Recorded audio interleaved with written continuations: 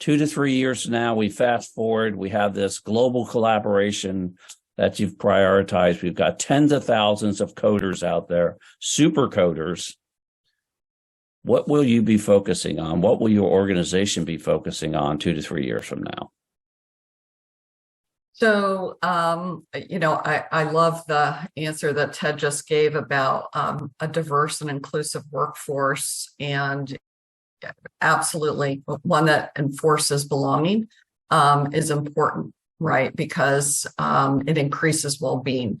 And so absolutely, but I'll talk about a different kind of resiliency, and that's resiliency of our space architectures, right? We need to move from what has been a brittle space architecture to not only a resilient one, but an anti-fragile space architecture, so that we can integrate emerging capabilities at scale and just in time.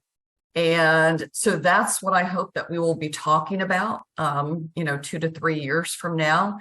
That includes things like software-defined everything. There was a discussion earlier about digital engineering, digital twins, digital factories. Absolutely, but they need to be augmented with immersive visualization, because there is a lot of information coming in, and the more information does not necessarily mean better decision making. And so we need to understand what information is critical to making a particular decision. And I believe that the real key is visualization of those different courses of action and those choices. So I believe that, and I use generative AI a lot in the speech to image area.